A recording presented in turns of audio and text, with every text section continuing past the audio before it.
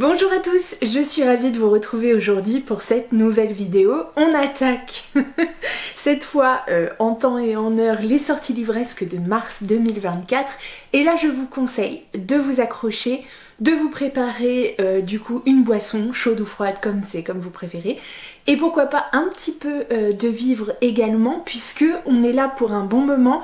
Je vous présente pas moins de 40 titres et ce mois-ci je suis extrêmement contente d'avoir une belle sélection de nouveautés graphiques notamment. Voilà, ça fleure bon, accrochez-vous, on y va.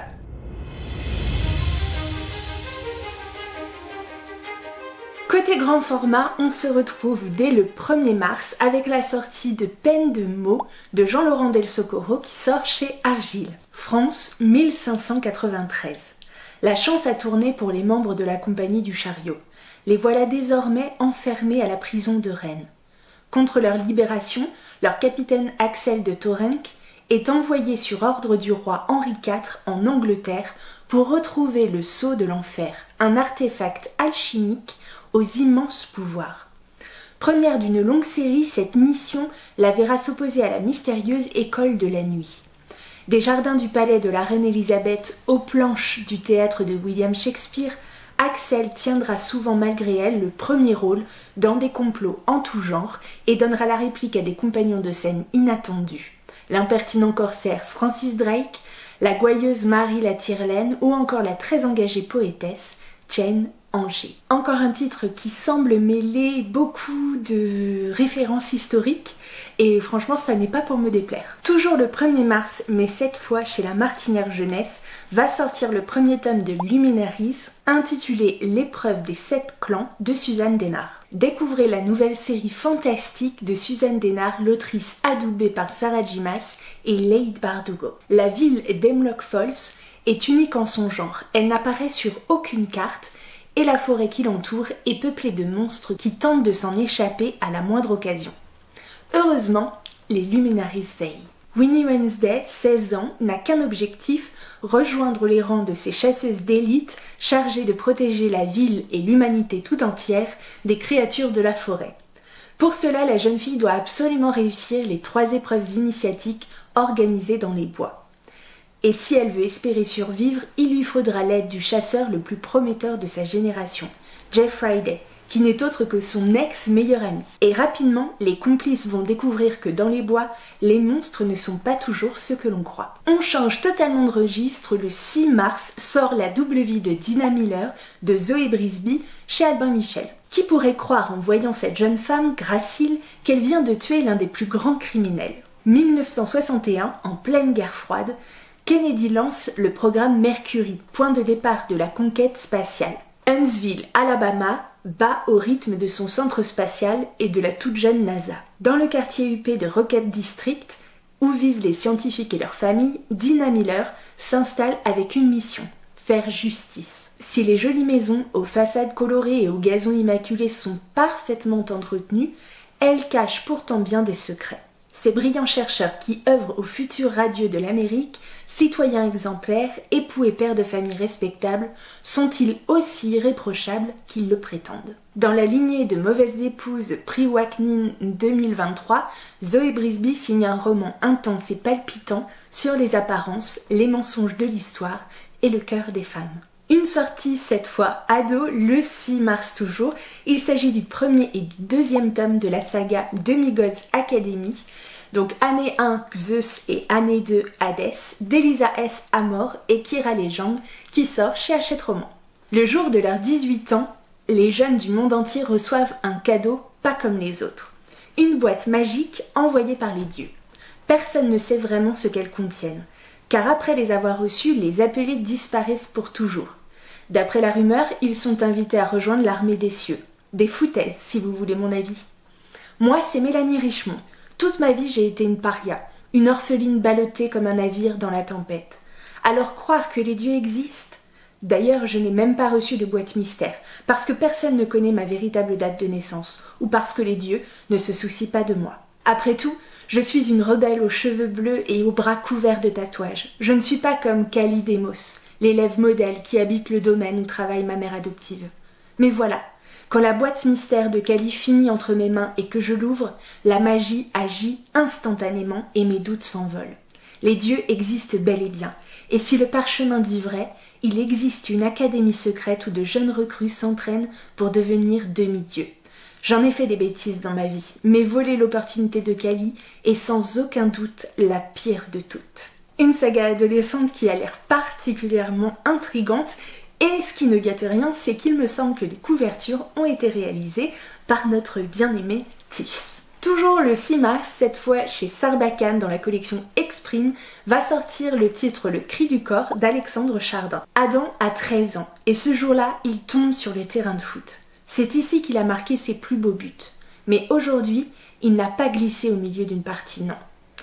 Il est tombé à terre pendant une rixe. Il était venu avec une batte pour en découdre et bien rigoler. En face, il y avait des poings et des couteaux. Avec les frères de sa bande, le sang, il allait défendre l'honneur du quartier. Les pompiers et la police arrivent si vite qu'il n'a pas le temps de se relever pour leur échapper. Et Adam décide de faire semblant d'être blessé. C'est décidé. Il ne va pas bouger d'un millimètre, mystifier tout le monde. Les flics, sa mère et les docteurs, s'il faut. Sauf qu'Adam, derrière tes paupières fermées, tu le sais, non, que tu ne fais pas semblant. Tu le sais que le jeu est allé trop loin. C'est un texte qui a l'air extrêmement fort, qui ne sera sûrement pas facile à lire, mais moi personnellement, rien que le résumé, j'ai les poils qui se dressent sur les bras. Une dark romance dans les bas-fonds parisiens des années folles, ça vous tente? Alors découvrez le 6 mars le premier tome de L'Aube écarlate de Jen Guerrieri chez Harlequin. Continue à me considérer comme le méchant de l'histoire, Armance. Paris, les années folles. Un vent d'euphorie souffle sur la capitale. La joie de vivre bruisse dans les rues et l'envie de faire la fête exalte une jeunesse pleine d'espoir, avide de liberté et bien décidée à oublier les horreurs de la guerre. Toutefois, pour Armance Faure, impossible d'effacer de sa mémoire les désastres de ce premier conflit mondial. Elle y a perdu son père, qui, accusé de désertion sur le front, a été fusillé par son ancien régiment. Un acte de haute trahison qui a profondément terni l'image et la réputation de la famille Faure. En charge de veiller sur sa mère dévastée et son petit frère, Armance n'a d'autre choix que d'endosser le rôle de chef de famille.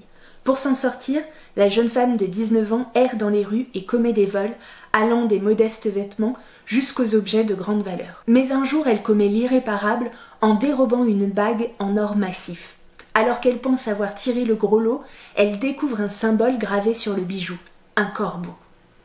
L'emblème d'Oswald Serendas, le chef d'un groupe de malfaiteurs qui sème la terreur dans les rues de Paris à la nuit tombée.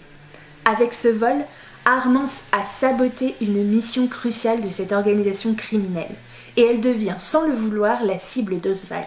Un homme à la cruauté sans égale, à la beauté glaciale, et dont le regard vairon glace les échines d'un simple coup d'œil. Aucun retour en arrière n'est possible, et la voilà plongée dans un monde impitoyable, sans foi ni loi, où le sang coule à flot et où la vengeance embrase les âmes. Alors moi perso, évidemment, vous savez que ce contexte historique, moi je signe tout de suite, et franchement, je serais assez tentée de voir ce que ça donne. Alors le côté dark romance, j'avoue que c'est pas trop mon rayon.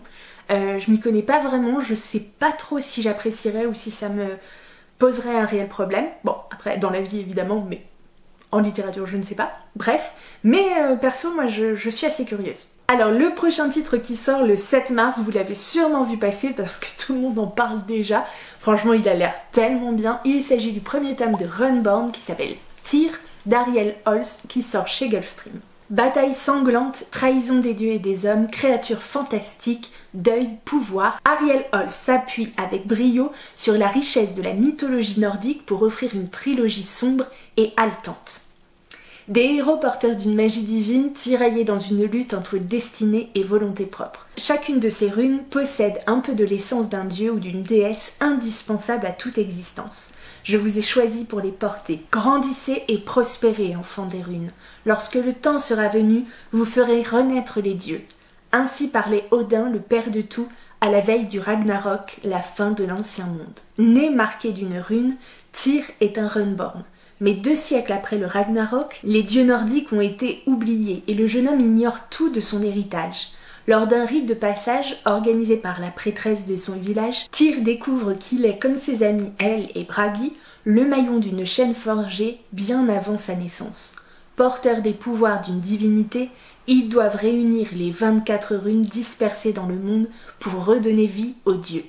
Il leur faudra pour cela convaincre les autres Runborn, ou s'approprier leurs runes par la force. Face au chemin pavé de sang qui s'impose à eux, Tyr et ses compagnons sacrifieront-ils ce qu'ils sont pour accomplir leur mission secrète? Alors je vous avoue que le côté mythologie nordique, dieu, runes, etc. c'est bon, j'y vais.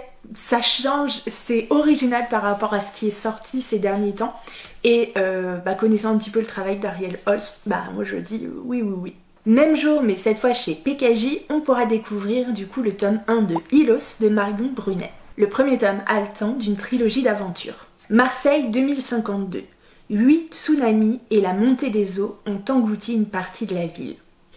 Très rassurant. Nolan et son frère Gal plongent en apnée pour dénicher des objets rares dans les villas immergées, les revendre et gagner de quoi survivre dans cette ville aux inégalités criantes. Ils sont d'excellents plongeurs et leur réputation arrive aux oreilles du Commodore, figure puissante et inquiétante, qui leur ordonne de récupérer un mystérieux objet dans les profondeurs de la ville au péril de leur vie. Lorsque Gal ne remonte pas à la surface, Nolan, bouleversé par la mort de son frère, entre au service du Commodore pour organiser sa vengeance. Elle rencontre Bonnie, une jeune nageuse de haut niveau, puis le neveu du Commodore, Enoch, et les amis de celui-ci, Ulysse et Yasmina. Adélis et sa petite sœur Nina complètent bientôt la bande. Sur et sous les eaux envahies d'espèces dangereuses, les adolescents vont prendre des risques et leur amitié se renforcer. Ils ne seront pas trop de 7 pour affronter l'adversité, aider les plus démunis qu'eux et comprendre le mystère d'Hylos. On continue le 7 mars avec la sortie cette fois de Stitch de Padraig Kenny qui sort chez Lumen. De fil en aiguille, une autre histoire de la créature de Frankenstein. Dans un château dissimulé au fond des bois, un brillant professeur a insufflé la vie à Stitch grâce à une incroyable expérience scientifique. Depuis, le garçon pas comme les autres y vit à l'abri des regards, jusqu'au jour où l'ambitieux neveu de son créateur frappe à la porte. Aussitôt sa vie, ainsi que celle de son meilleur ami, Henri, bascule. Finiront-ils en rat de laboratoire ou sauront-ils échapper à ce savant fou et trouver leur place dans un monde qui n'est peut-être pas prêt à les accueillir? Au fond, et si c'était eux les plus humains des monstres? Ça a l'air trop mimes, mais du coup j'ai trop envie de le découvrir. La couverture me fait super envie. J'aime beaucoup les revisites autour de l'histoire de Frankenstein. Enfin, du monstre de Frankenstein, bref, du coup, j'adore ce titre, j'adore le titre original et du coup j'aime beaucoup ce qui en découle, donc vraiment, il me fait trop envie. Dis donc, Harlequin, ils sont assez coquins du coup en ce mois de mars, puisque le 13 de ce mois, ils vous proposent également de découvrir le tome 1 d'une nouvelle série qui s'appelle Kingwood Academy de Tessa Hale. Pourquoi choisir un prince quand on peut en avoir 4? Bon, faut pas être trop gourmand non plus, mais bon, pourquoi pas. En quelques secondes, la vie d'Aura n'a plus le moindre sens. Tout était censé être simple. Elle devait obtenir son diplôme, prendre un petit boulot pour aider sa mère à payer les dettes médicales de son accident d'enfance, et voilà qu'on lui annonce qu'elle est une élémentaire, qu'elle doit apprendre à contrôler ses pouvoirs et survivre à son cursus au sein de Kingwood Academy. Aura est une battante, mais le challenge est de taille. La moitié de l'école veut la faire renvoyer, l'autre moitié veut la tuer. En effet, le sens de l'hospitalité, c'est pas trop leur truc, quoi. Et la magie est un allié aussi puissant que dangereux dans les affrontements de couloirs. Pour ne rien arranger, elle est dans le viseur des 4 princes des élémentaires. Le charmeur, le doux géant, le psychopathe et le plus cruel de tous. Elle devrait fuir, se cacher, les éviter, mais elle ne peut s'empêcher de rêver d'eux.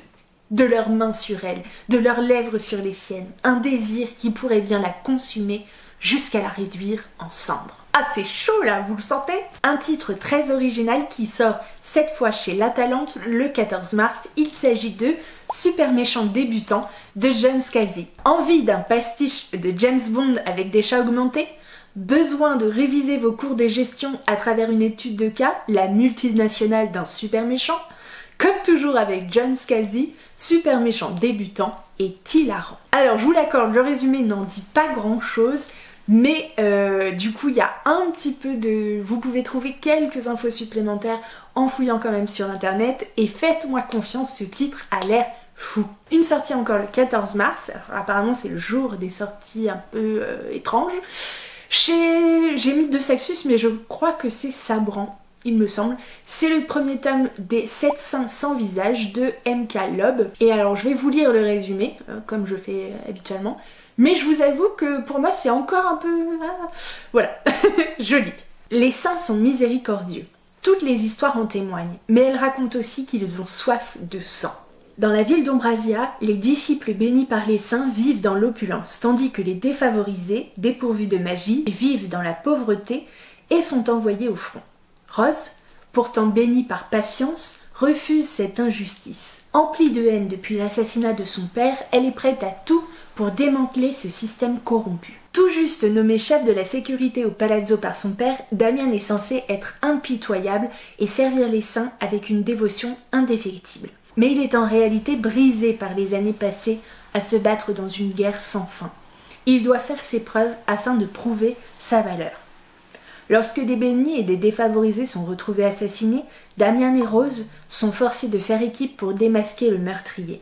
Pourront-ils sauver la ville d'un mal qui menace de tout détruire sur son passage, alors que les saints eux-mêmes se mettent à trembler? On se retrouve le 20 mars pour le titre Nous grandirons ensemble de Claire Swatman qui sort chez City. Lorsqu'ils se rencontrent pour la première fois, Francesca et William ne sont encore que des enfants. Mais ils devinent déjà qu'ils sont faits l'un pour l'autre et se promettent de rester ensemble pour toujours. Pourtant un jour, lorsqu'il a 18 ans, William disparaît sans aucune explication, brisant le cœur de Francesca. 25 ans plus tard, les deux anciens amoureux se retrouvent par hasard dans un café de Londres, un peu comme si le destin essayait de leur donner une seconde chance. Toujours meurtrie, Francesca est réticente à laisser revenir dans sa vie l'homme qu'elle a eu tant de mal à oublier. William va devoir dire la vérité. Pourquoi est-il parti? Et surtout est-il prêt à lui avouer ce secret qui l'a poussé à revenir et qui pourrait à nouveau tout détruire? Le moment est venu de décider ce que tous deux attendent vraiment de la vie, avant qu'il ne soit trop tard. Le 20 mars toujours, c'est l'occasion de découvrir le nouveau titre de Flore Vesco, intitulé De délicieux enfants, qui sort toujours chez l'École des loisirs. Il ne faut pas manger pour vivre, mais vivre pour manger le monde. Depuis des jours, les écuelles sont vides, tout comme les estomacs. Dans leur maison au fond des bois, le père et la mère désespèrent de nourrir leur chère progéniture. 7 bouches voraces, 7 enfants espiègles qui ont déjà bien grandi, sauf Tipou. Difficile de trouver sa place quand on en prend si peu. Du haut de ses 13 ans, Tipou rêve d'aventure. Cela tombe bien, la forêt noire et profonde cache d'inquiétants mystères. Qui sème ses feuilles et baies sanglantes? Pour le découvrir, il vous suffit, à vos risques et périls, de suivre les traces. Si vous avez désespérément envie ou besoin de romance, eh bien le 28 mars, c'est la sortie de Jake and Mate d'Ali Hazelwood chez Gallimard Jeunesse. On va suivre dans cette histoire le destin de Mallory Greenleaf, du coup ancienne championne d'échecs, qui a complètement abandonné le jeu depuis que celui-ci semble avoir détruit sa famille quelques années plus tôt. Et elle va se retrouver finalement en face du champion actuel d'échecs, le King Killer, Nolan Sawyer, champion du monde actuel. Et du coup la rencontre entre ces deux-là ne va pas se faire sans heurts, il va y avoir quelques étincelles, surtout que Mallory est une excellente joueuse et va mettre à mal la confiance sans borne de Nolan. Et pour finir sur cette série de nouveautés de mars, en grand format évidemment, je vous propose de découvrir un titre que j'ai failli louper dans ma sélection. Au secours, je ne sais pas pourquoi. Le 28 mars sort La promise au visage de fleurs de Roshani Chokshi aux éditions Sabran. On retrouve ici l'autrice des Loups dorés, déjà proposée chez De Saxus. Je vous lis le résumé. Tu m'as averti que ton secret nous détruirait si je le découvrais. Mais ô mon amour, comme tu mentais. Il était une fois un homme qui croyait aux contes de fées. Lorsque ces derniers rencontrent Indigo Maxwell Castagnada, sa fascination pour elle n'a d'égal que la passion brûlante qui les unit, nourrie par leur penchant commun pour les contes. Indigo lui offre sa main à condition qu'il ne l'interroge jamais sur son passé. Il accepte sans hésiter. Malgré tous les secrets dont elle s'est entourée, Indigo est pourtant rattrapée par son ancienne vie et ils sont tous deux contraints de partir pour la maison des rêves, le manoir extravagant où elle a grandi. Dans ses profondeurs, le fiancé exhume alors des vérités qui auraient dû rester enfouies, promesses maudites gardées par les fées. Tandis que la demeure lui livre ses secrets, il sera forcé de choisir entre histoire et réalité, mettant en danger leur pacte et leur vie. Alors plutôt belle sélection de nouveautés, je vous propose cette fois de découvrir les suites.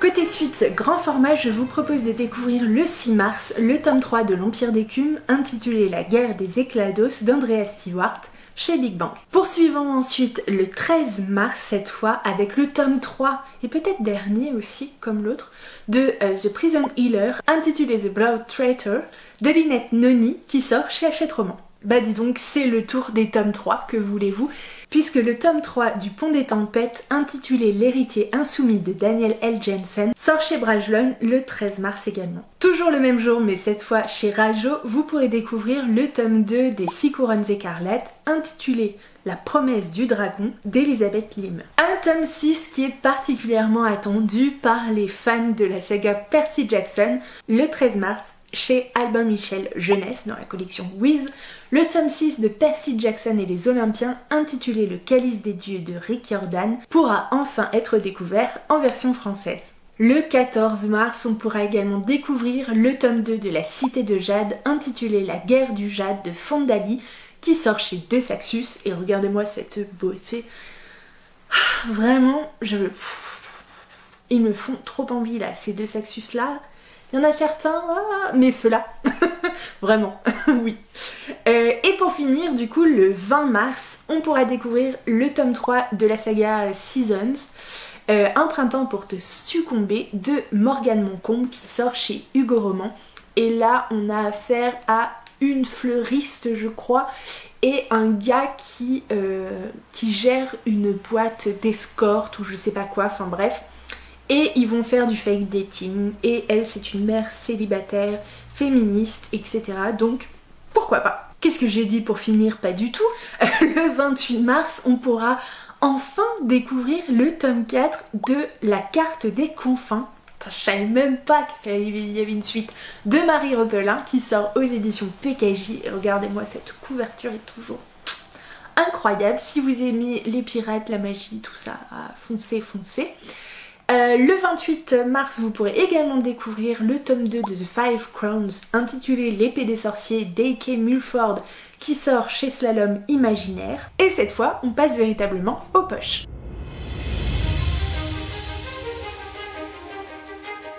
Côté poche, je nous ai trouvé 2-3 titres à nous mettre sous la dent. Le premier, c'est Piranèse de Susanna Clark qui sort le 6 mars chez le livre de poche. La maison où vit Piranèse n'est pas un bâtiment ordinaire. Ses pièces sont infinies, ses couloirs interminables, et ses salles ornées de milliers de statues. Piranèse tient un journal rigoureux de ses errances dans ce labyrinthe. 2 fois par semaine, il rend visite à l'autre, qui habite lui aussi cette cité enfouie, et l'assiste dans sa recherche du grand savoir. Mais au cours de ses explorations, Piranèse découvre un jour des preuves de l'existence d'un 3e être. Une terrible vérité commence alors à se dévoiler, révélant un monde complètement différent de celui qu'il connaît. Envoûtant, Piranèse nous plonge dans un univers parallèle onirique à la beauté irréelle, rempli d'images surprenantes, tourmenté par les flots et les nuages. Ce titre, on l'a énormément vu tourner sur la sphère Booktube. Je vous avoue que c'est un peu on adore ou on déteste, mais je me dis que voilà, pour ceux qui étaient un petit peu frileux à le découvrir en grand format, et bien là c'est le moment puisqu'il est maintenant en poche. Le 7 mars, c'est l'occasion de découvrir le premier titre d'une actrice dont on voit beaucoup le visage ces derniers temps dans les films français. Il s'agit de Coup de pelle d'Alice Paul qui sort chez Pocket. Une enquête doublée d'une quête intime au cœur des montagnes pour une jeune capitaine de police aussi brillante que décalée.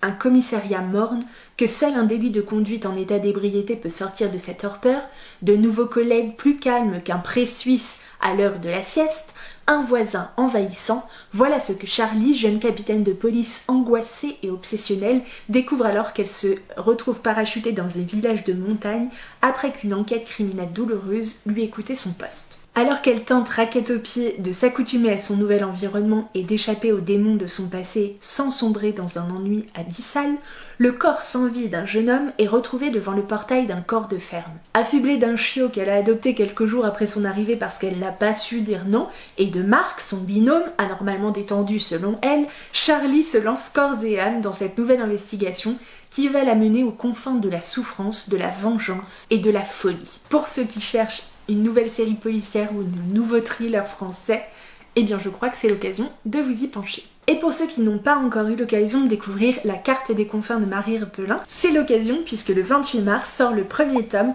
en format poche chez PKJ. Et si le plus terrible des pirates était en fait une femme? Kali, une voleuse hors pair, est parvenue à s'emparer d'un compas marin enchanté.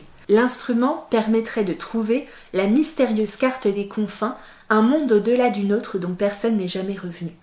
Explorer les confins, c'est la certitude d'entrer dans la légende et le désir le plus cher de Blake Jackson, jeune capitaine de l'Avalon, le bateau pirate le plus redouté des mers. Prêt à tout pour obtenir ce qu'il veut, Blake va convaincre Kali de l'aider dans sa quête. Devenu compagnon de route, le pirate et la voleuse s'apprivoisent et se dévoilent peu à peu. Mais le lourd secret que cache Kali pourrait bien ruiner le seul espoir de mettre la main sur la fameuse carte et bouleverser à jamais leur existence. Côté suite, eh bien rien à l'horizon pour moi en ce mois de mars, donc je vous propose de passer directement au manga.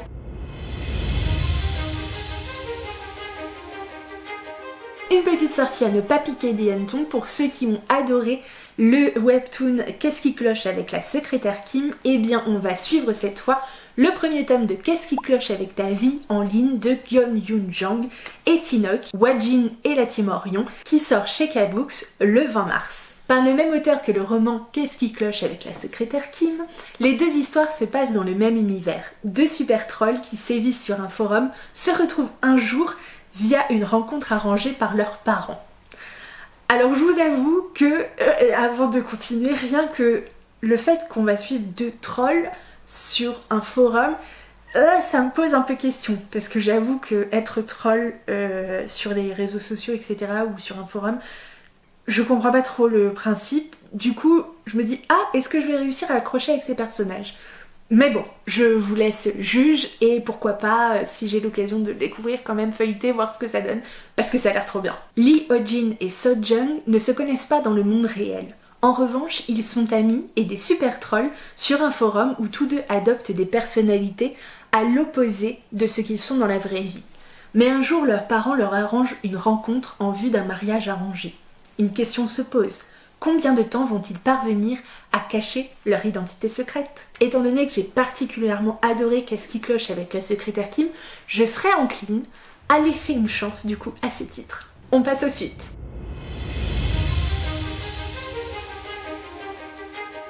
Côté suite, c'est facile, je vous en propose un, c'est toujours le même pratiquement. C'est le tome 7 de The Runway d'Irachel et Nogdu qui sort chez K-Addict le 28 mars. Passons cette fois au BD et là je suis ravie de vous dire que j'ai une petite sélection vraiment aux petits oignons parce qu'il y a tellement de nouveautés BDesques ce mois-ci et vraiment qui me hype, dont j'ai pu feuilleter les premières pages, vous savez, sur les titres, et vraiment que ce soit au niveau des histoires, des intrigues, du graphisme, tout est magnifique.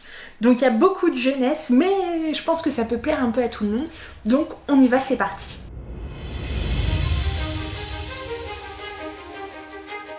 Le 1er mars, découvrez directement L'héritière de Pandore, donc tome unique pour ceux qui aiment, de Fabio Mancini qui sort chez Le Lombard. En réalité, Pandore n'a jamais ouvert le vase. Elle a fondé un culte autour de ce dernier, qu'elle a transmis à ses successeurs. Mais lorsque Chloé, jeune prêtresse novice, croit découvrir que son temple n'est qu'une façade pour vendre des objets souvenirs aux pèlerins, elle se rebelle et décide d'ouvrir le vase. Mal lui en prend. Elle devra traquer tous les fléaux de l'Antiquité, de la violence jusqu'aux claquettes chaussettes. Claquettes chaussettes, ça m'a tué, vraiment ça m'a tué. Une épopée mythologique moderne aux couleurs saisissantes, réinterprétant avec humour et anticonformisme le mythe de Pandore. Moi perso, J'adore. Le 1er mars toujours, vous pourrez découvrir le tome 1 du titre Retour à Neverland qui s'intitule Les enfants perdus de Tom Taylor et John Somariva qui sort chez Dupuis. Un groupe d'enfants sans abri entre 9 et 14 ans partagent tout. Ils forment une famille soudée qui accueille un nouveau venu, Paco, accompagné par une étonnante fée guerrière qui leur propose de la suivre dans un voyage extraordinaire, un voyage au pays imaginaire à la recherche du nouveau Pan. Le pays imaginaire est un endroit merveilleux, mais il est assiégé. Des pirates et les pires fées guerrières, sirènes et autres créatures incroyables de l'autre monde tentent de s'en emparer. Nos enfants vont combattre, se lier d'amitié, devenir les nouveaux enfants perdus. Mais qui deviendra le nouveau Pan?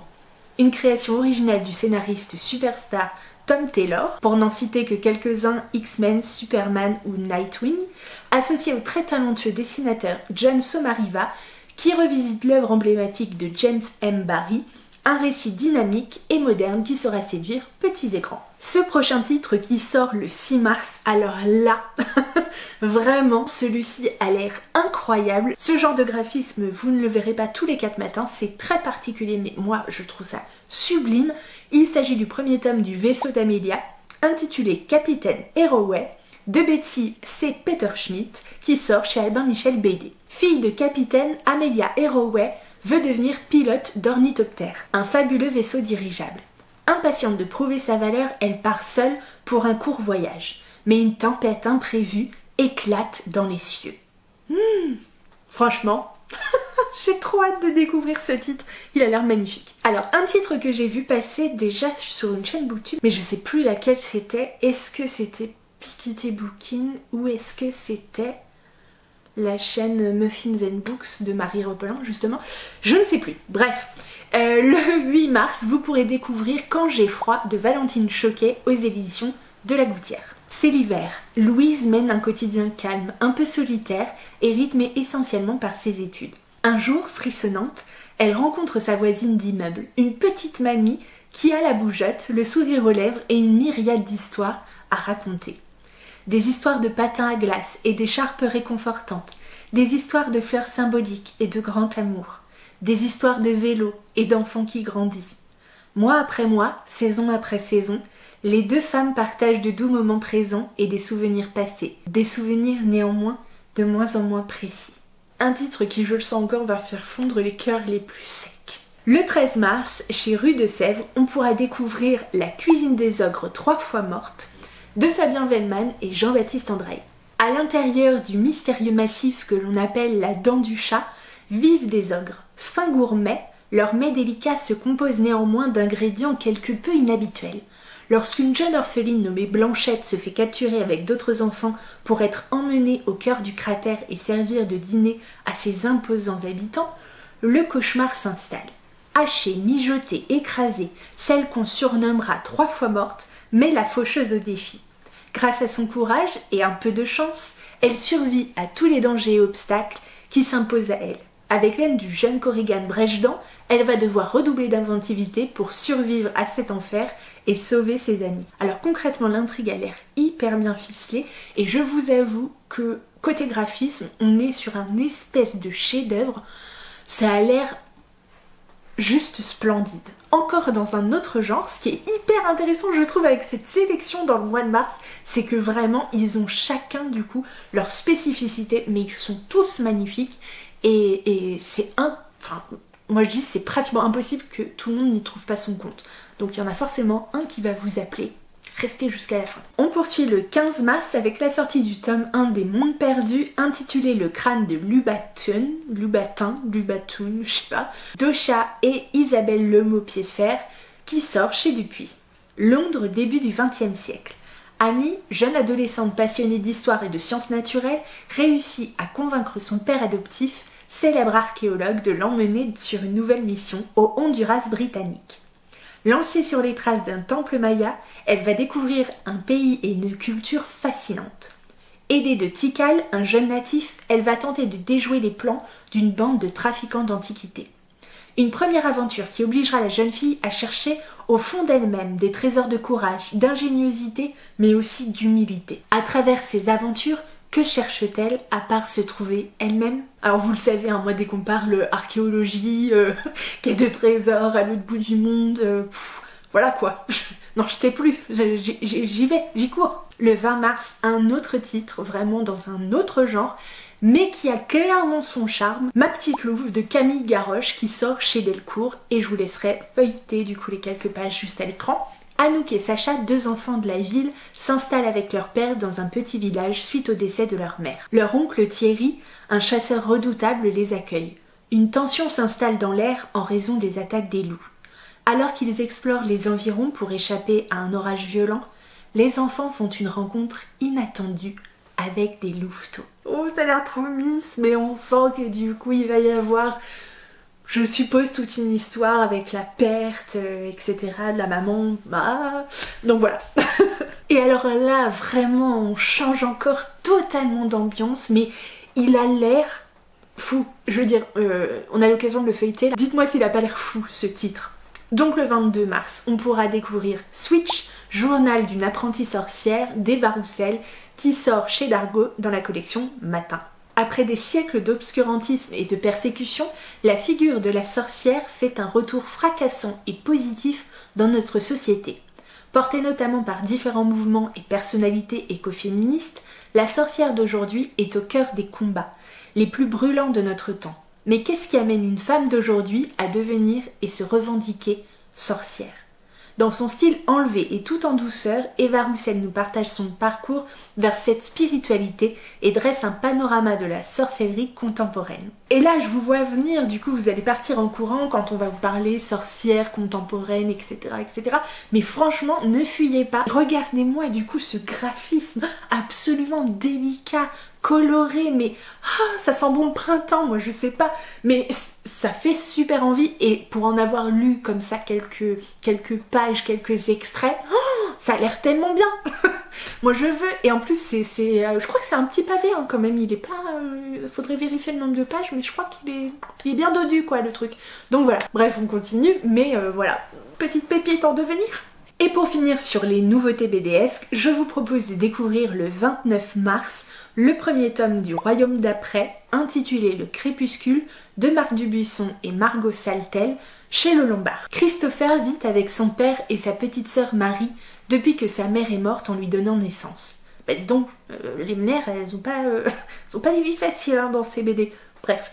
Lorsqu'un soir Marie est enlevée par une créature effrayante, Christopher va devoir prendre son courage à deux mains pour tenter de la sauver. Aidé par Morrigan, vieille dame étrange et excentrique, il va tout faire pour la retrouver et embarque pour le royaume d'après, un monde surnaturel où se retrouvent les âmes des morts. Alors, vous avez menti ou quoi? Du coup, cette sélection de nouveautés BDesques, elle est dingue!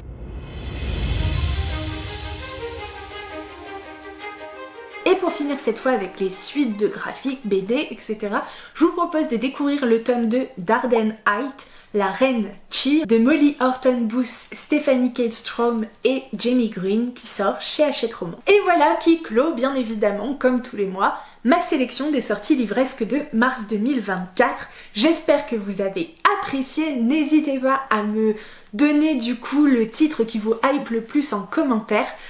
Je vous en remercie, vraiment merci du coup d'être une communauté aussi chou. J'ai été très en retard du coup pour le mois de février malgré tous mes efforts.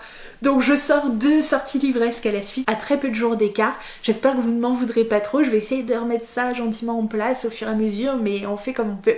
J'espère que vous allez bien, que vous faites de très belles découvertes livresques en ce moment, et surtout que vous prenez soin de vous. Moi je vous retrouve, j'espère, très bientôt dans une prochaine vidéo. Et voilà, n'hésitez pas en attendant à commenter, liker, partager et surtout à vous abonner si ça n'est pas encore fait. C'est gratuit, ça prend 2 secondes et en plus ça fait vivre la chaîne et ça me fait plaisir. Donc voilà, n'hésitons pas, faisons-nous du bien. Je vous souhaite une excellente journée, soirée, semaine, etc. Et en attendant, je vous fais plein de gros bisous. Salut!